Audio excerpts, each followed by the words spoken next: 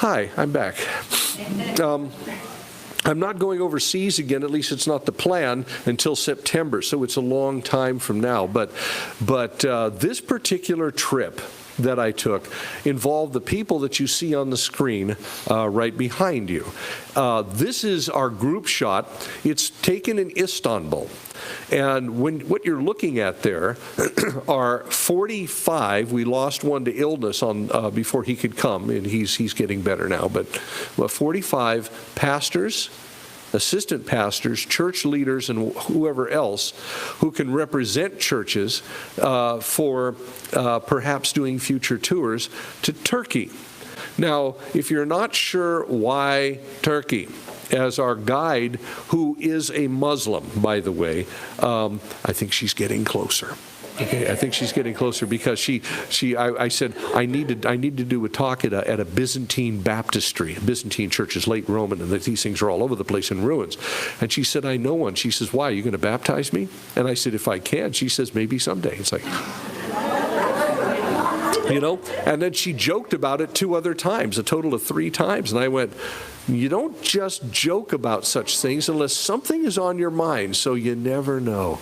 The Muslims in Turkey, of course, very secularized or perhaps very mystical.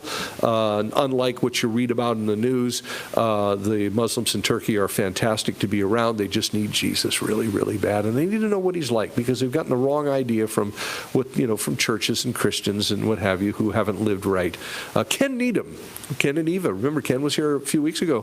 He has a flat in Kaş, Turkey, where he spends a great deal of his year living among the Muslims in order to just let them know how much Jesus loves them. He can't preach with his mouth, but he preaches with his life. And if they ask him questions, he can say anything he wants.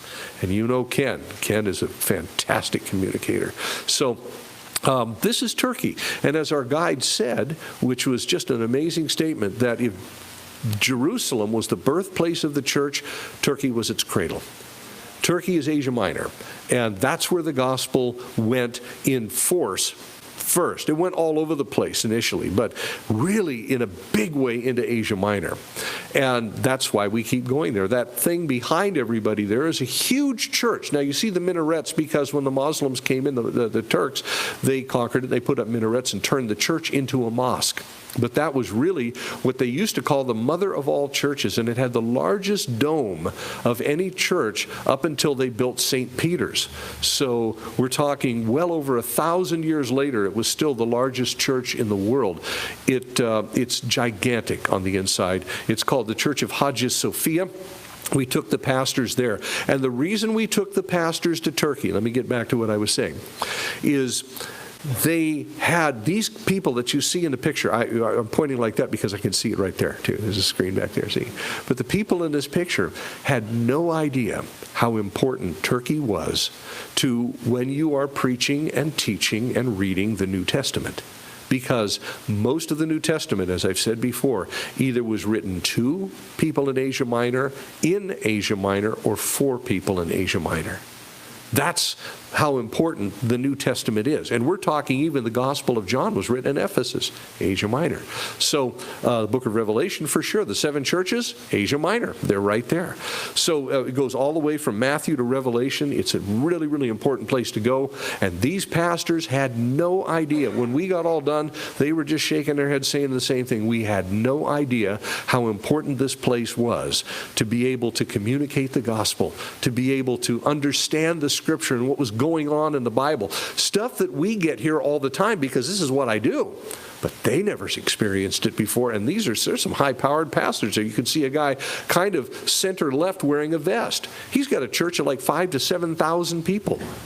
Now, with these pastors, when I take them there and I showed them the places where things happened or where church history happened. Maybe you're not a church history buff, but it's really important to know where we came from because that way we can find out how far we've moved from the center line and where we're going and get back into the center line of where the Holy Spirit is leading. These guys had no idea of any of this. And now that they have that idea, they're going back to their churches, and what we did here will transform every single one of these churches, every single one of them. Absolutely powerful, powerful thing. So this was a mission, and it was very, very successful. This is that big church again. It's a huge place. You notice that's a mosque. Look at that. That to that. Guess what they modeled all the mosques in Turkey over? They're all modeled after a church. Every one of them, unless they're little square places. That's called the Blue Mosque. It's this gigantic mosque over there. This is the inside of that church. Those little specks on the ground, those are people.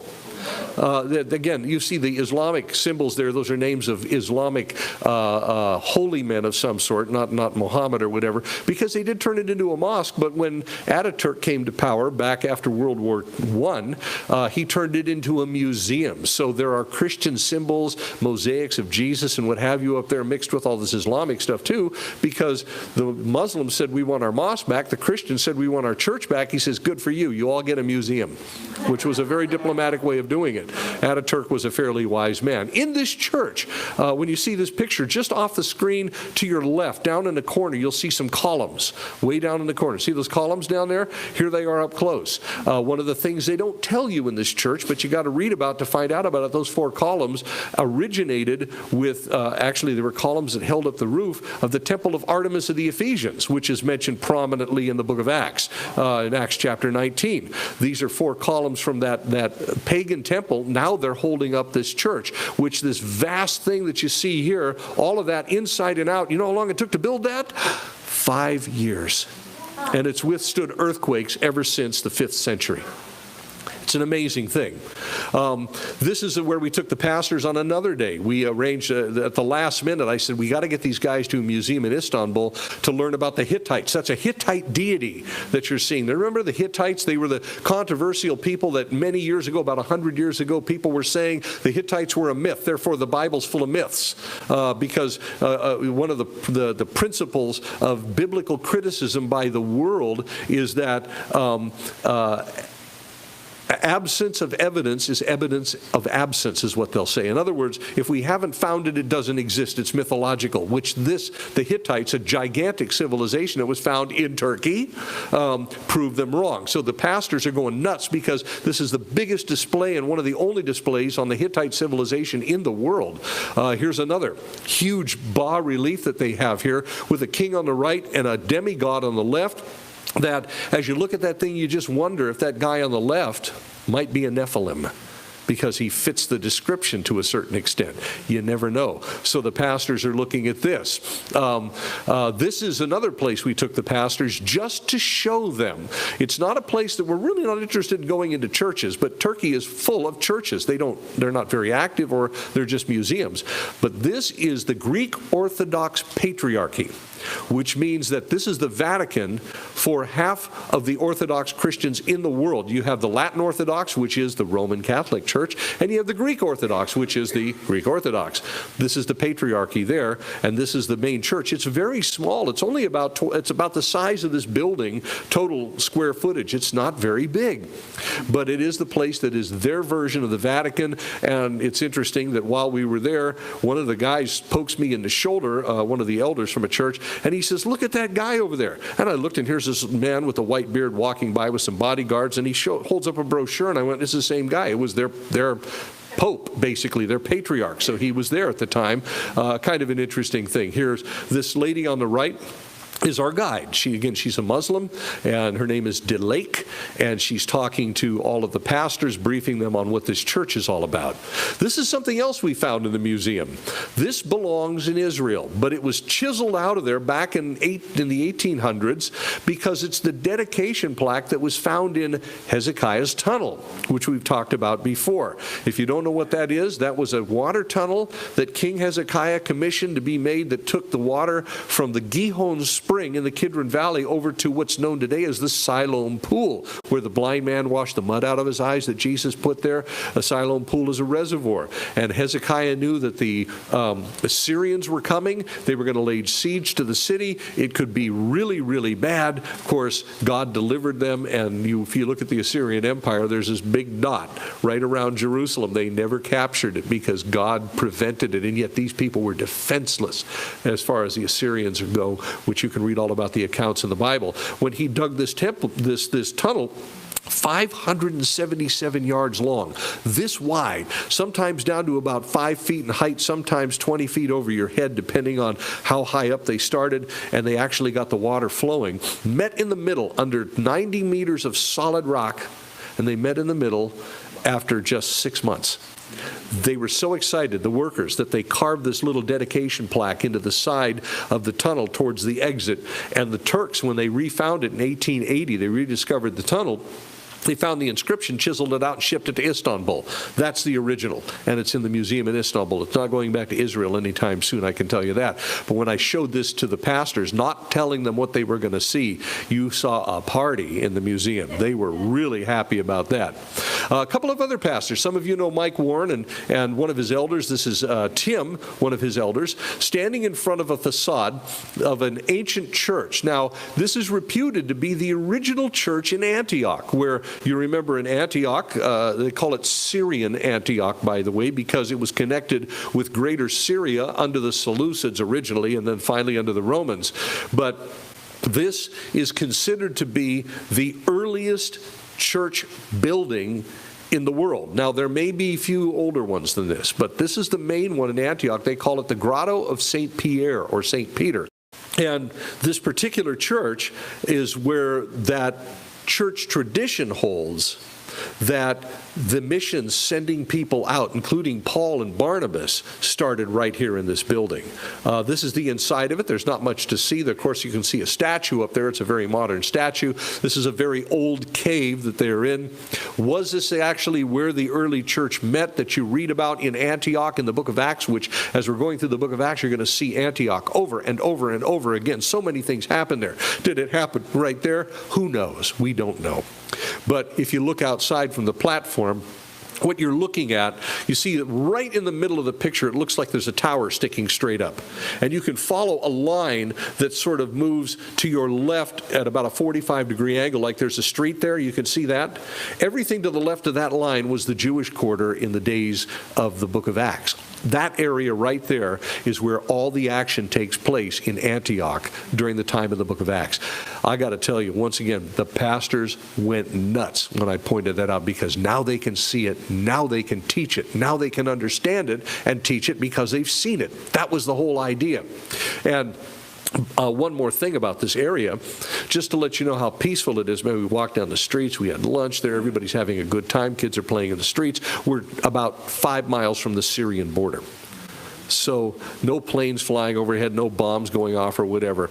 Don't watch the news if you're going to go on one of these trips, because it's not like it is in the news. It never is. That's Antioch, and of course it's a big modern city, but that line right there and what you're seeing more or less right down the center of the picture that's looking south, that's where the action happens. When we talk about Antioch here in the book of Acts, that's where it was happening, in that area somewhere, who knows where.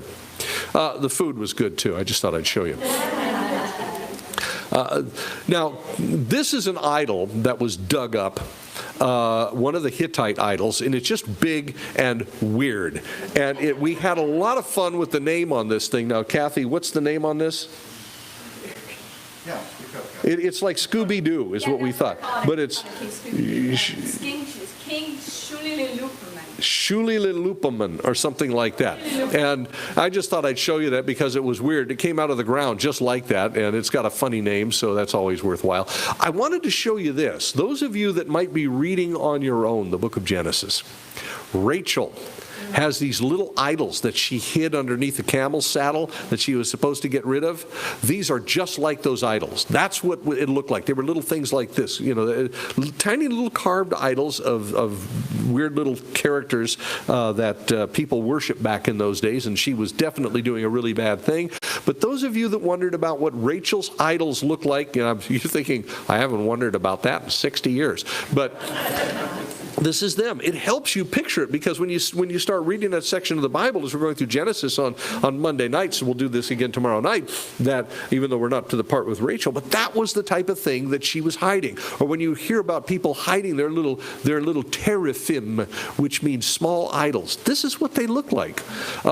We went to Tarsus as in Saul of, Paul of. Tarsus. This is about all that's above ground in Tarsus. And Tarsus was a big, big, big city. In fact, it was there thousands of years before Paul, one of the oldest inhabited cities in the world. Today, it's a great big modern metropolis, but somebody cut into something in a field and they found this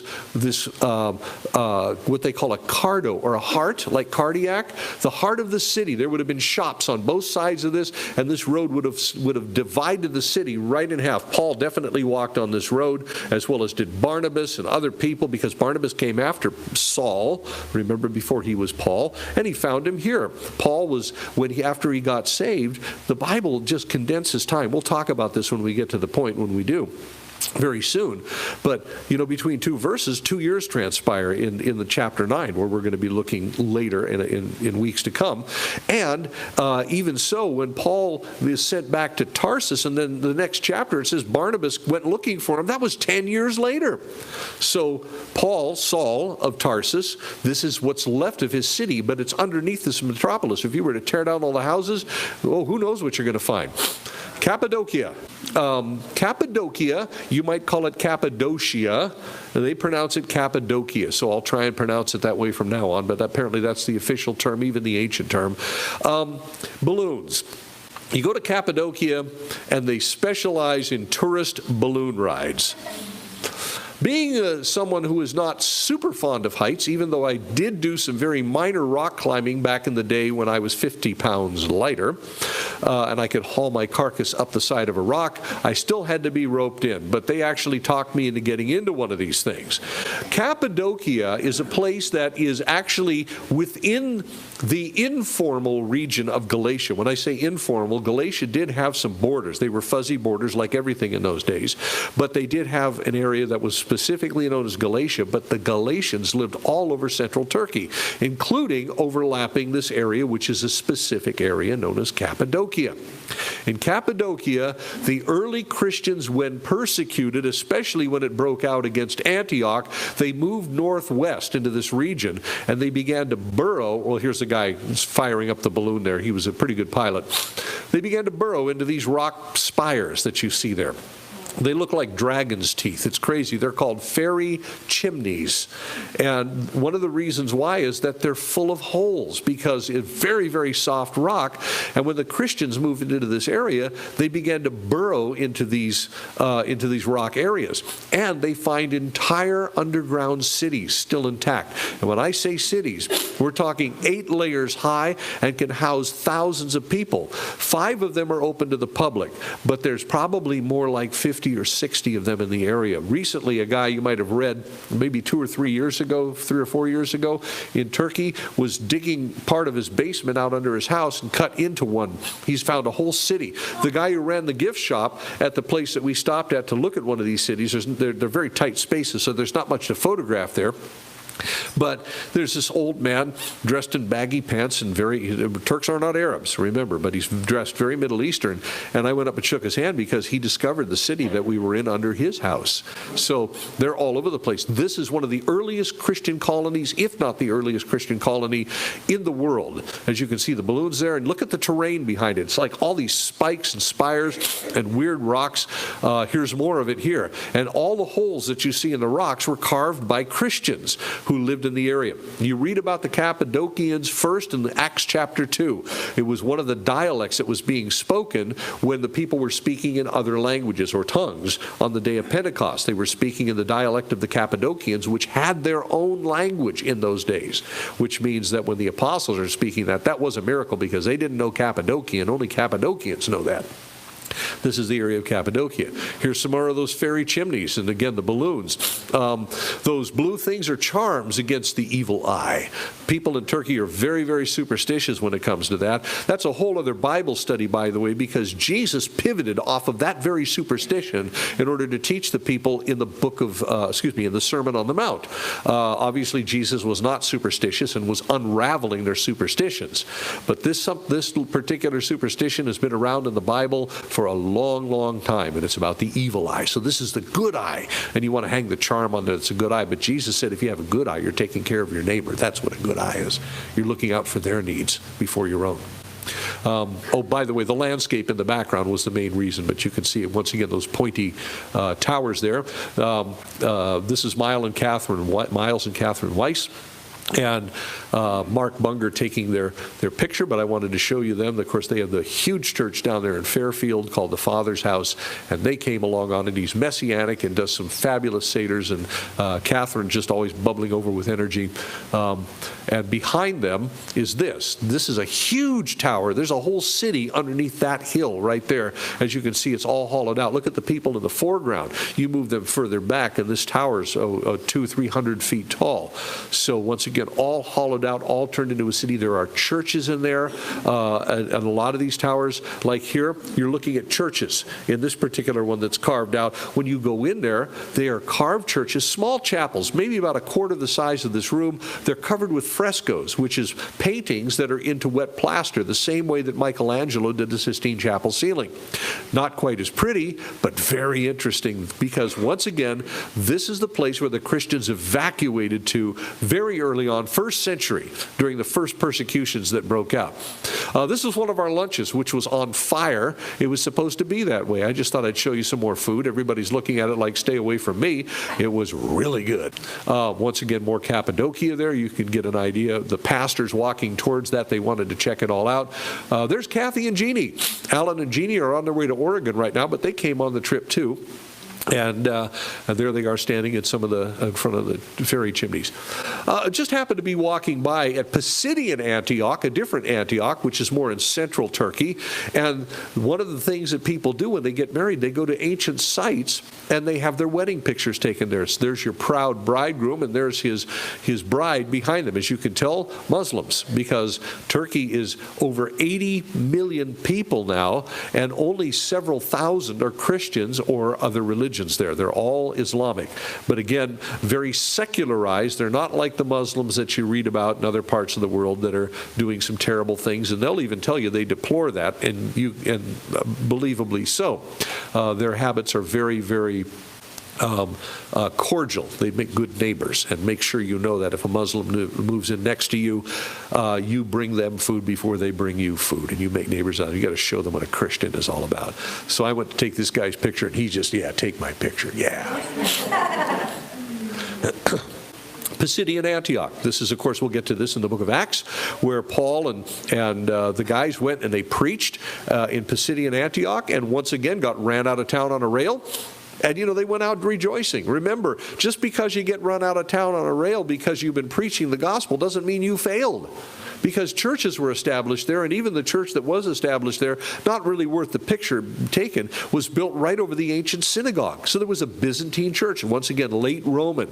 So the church moved in, took over the site, and said, wow, we want to commemorate what happened in the book of Acts with Paul preaching to the people in Pisidian Antioch. It was a gigantic site. This is a Christian symbol.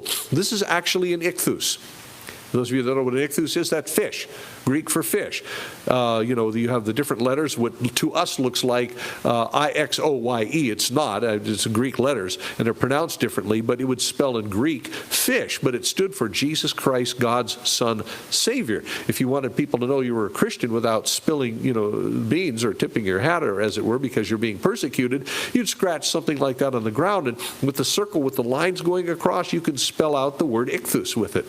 And the pagans, they didn't know what it was, and they didn't care. But that was just saying there's a Christian merchant in that house, in that stall or that house.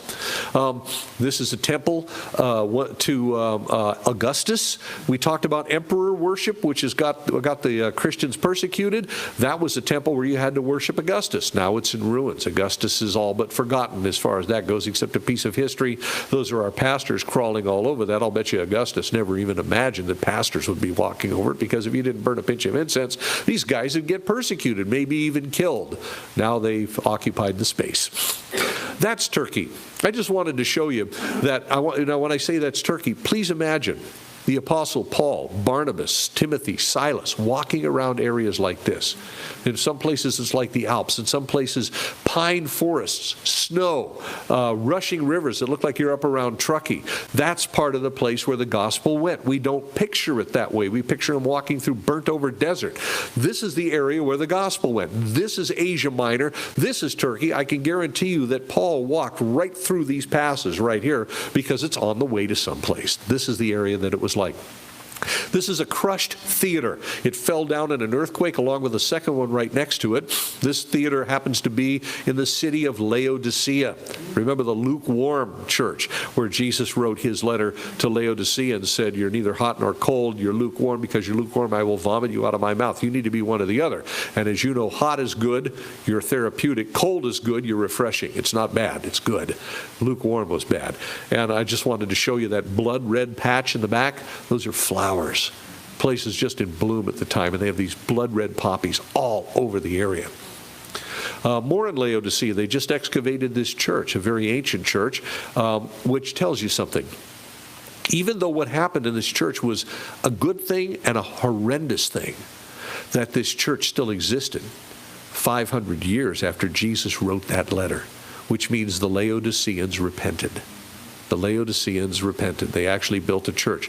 This is the apse of the church where they used to have, in churches, they would have these semicircular areas. They would have elders, deacons, and bishops and whatever sitting in these things, and they would make decisions. So if this were an ancient church, you would actually have people sitting back here like in a council. And what happened here was the Council of Laodicea, which is here. You can't really read that, but if you take a close-up look at this, those are extremely vicious anti-Semitic declarations in the Council of Laodicea's writ. So even though they ratified at the Council of Laodicea what we call the Nicene Creed or the Apostles' Creed, which is right down the line, absolutely great, perfect, essential doctrine. I mean, we believe it. It's even in our statement of faith. It's online. You can read it. It's amazing.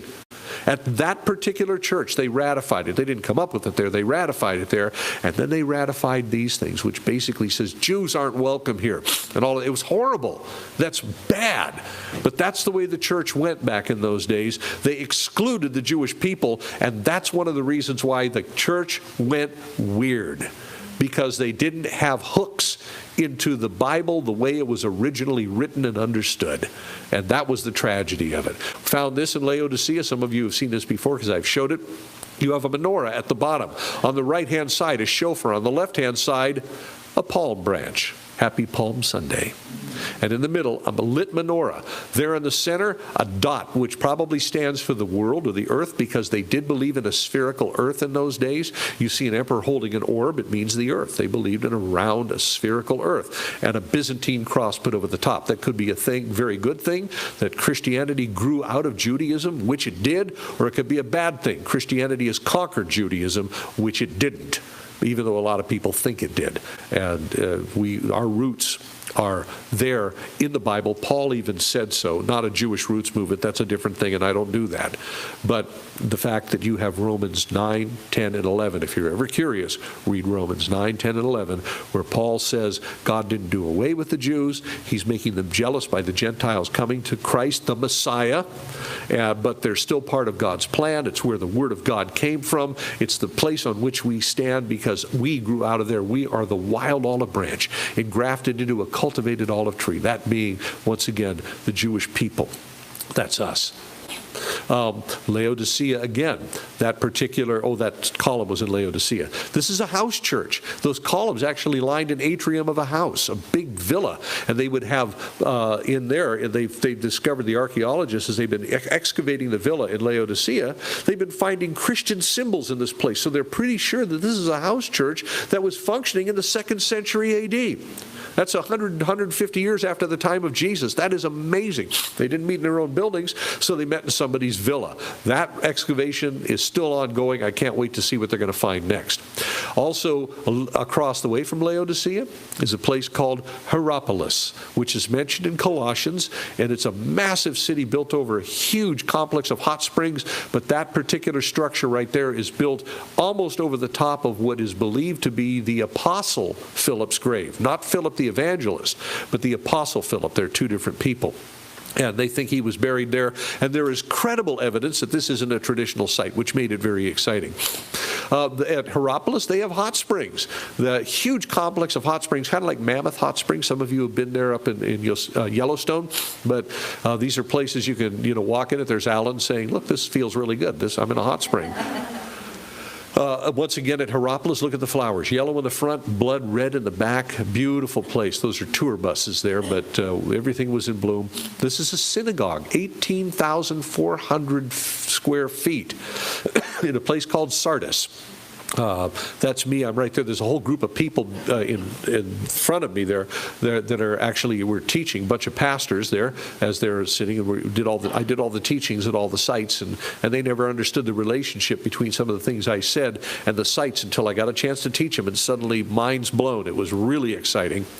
This is a huge temple in Sardis that went to Artemis of the Ephesians, Artemis of Sardis. This temple would not have rivaled the temple of Artemis at the Ephesians, once again mentioned in the Bible, caused a riot, in fact, because people stopped buying her idols because of the gospel, people becoming Christians. But you notice those columns, those huge columns to the left, look down right in the middle between the other columns that are broken off. Those are people. This thing was gigantic, and it was never finished. They ran out of money. Look at the size of that column. It's just huge, and it was never finished. But this is the temple of Artemis of Sardis. Behind that pointy mountain, used to have a gigantic Acropolis on it that became part of the story of the 7 churches of Revelation with Sardis, where Jesus said, if you don't wake up, I'm going to come like a thief in the night, and you're going to be messed up because of it. I'm paraphrasing, obviously, a lot. But there was an incident that happened where Cyrus laid siege to the Acropolis, which is long gone, as you can tell. It's not there anymore, where the city had evacuated to, and they weren't, Cyrus and his massive army, maybe 1 million men, were unable to get into the place. So he put out a bounty on anybody that could find a way in, and a Mardian soldier named Hieroides saw a guard up on top on the platform by the battlements drop his helmet, and it fell down the side of the battlements. He went down and retrieved it by a secret route that was just little clicks in the rock as he went down, and then he got the helmet, went back up, and Hieroides goes back to Cyrus and says, we got him. And they went in that night, and they took the place because the place was asleep. And they didn't even have any guards out anymore. They were that confident. Listen, the lesson that goes with this is that Satan doesn't have to kill a church. All he has to do is put the church to sleep. Or, as somebody once said, make it easy to be an easy Christian. That's when we go to sleep. We got to stay on the alert as we're involved in this spiritual war against what Satan is doing in this world. We're not making war on people. We're making war on our true enemy, the devil himself. Great Roman villas. These are plastered walls with frescoes on them. Very, very wealthy people. In Ephesus, here in Ephesus, we took them out for a little recreation at a rug shop. And these are ladies weaving rugs there that are very, very expensive. They had a rug show. This is a guy demonstrating a flying carpet. But you can see the look on our pastors' faces back there, and the wives and everybody else. They're just delighted. These rugs probably start about $5,000 each and go up. So we were there just to watch the show and drink tea, but it was a great show. This is also in Ephesus. This is believed to be the grave of the Apostle John. Whether it is or not, there are some very bizarre traditions around this thing, which makes you think probably not, but you never know. The traditions could have grown out of the exact location, but this may be where the Apostle John was buried in Ephesus. This is the magnificent structure to a pagan emperor, Trajan, who wanted incense burned to him, and people calling him Lord as well. But this is the also on a place called Pergamum, another one of the 7 churches. We topped everything off with the spice market in Istanbul as we went back there, and of course Kathy being delighted with the goodies in front of her there. And once again, our pastors getting together there in the main market. Just behind me where I took this picture is what's called the Golden Horn, which is a huge bay that goes off of the Bosphorus, which is the strait that runs all the way into the Black Sea, makes it one of the most strategic locations in the world. And that's a group of people, a smaller group, that interestingly enough, when we pulled everybody together, we realized that these are people that originated in Calvary Chapel in Napa. Calvary Chapel in Napa in the 1980s blew itself to pieces. with the worst church split I'd ever seen. I got a chance to watch this thing, both Kathy and I did, and it was a Greek tragedy. And the Lord has brought people back together again in peace. He does this. He's good at it. Never think an enemy is a lost cause. And there's our group, once again, our pastors that we ministered to, and now we're talking about these things in their churches right now. This is really cool. That's why thank you for letting me go away once in a while, even if you don't like it. That is what the fruit of it's going to be. And those guys right now are affecting literally thousands of people because of the teaching that they received, where I did 100% of the teaching there. This is not a brag. This is what it is, because we're used to getting this sort of teaching about the Scripture, about the backgrounds, about how the people thought, about what the people were like, and suddenly the lesson just emerges off the text in such simple and yet much more profound ways, and these people had no idea that was possible. So they got doses of what we get here all the time, which I'm so thankful for that we got the chance to do this. So there you go. Now you know what Turkey is kind of like. Turkey is slightly larger in area than the state of Texas. It's not shaped the same, but it's about the size of Texas, which means that unlike Israel, when you travel from place to place, Israel, you can go from place to place in 5 minutes to 15, 20 minutes. The longest drive you have in Israel is 1 hour and 10 minutes. That's it. There, that's one of the shortest drives you take. Everything is just hugely far apart from each other because it's a big peninsula kind of that sticks out there, Asia Minor. It's huge. So we're going again as a group, but not as pastors. Anybody is welcome to come on it. This was a special trip for pastors only. And we're doing it again next year on April the 20th through May the 1st. If you want to come, we're going to Greece and Athens and Corinth in Greece first. And then we're going over to Turkey, all 7 churches of Revelation, and several other places. I don't have a price on it yet, but I probably will in a short time. So there you go.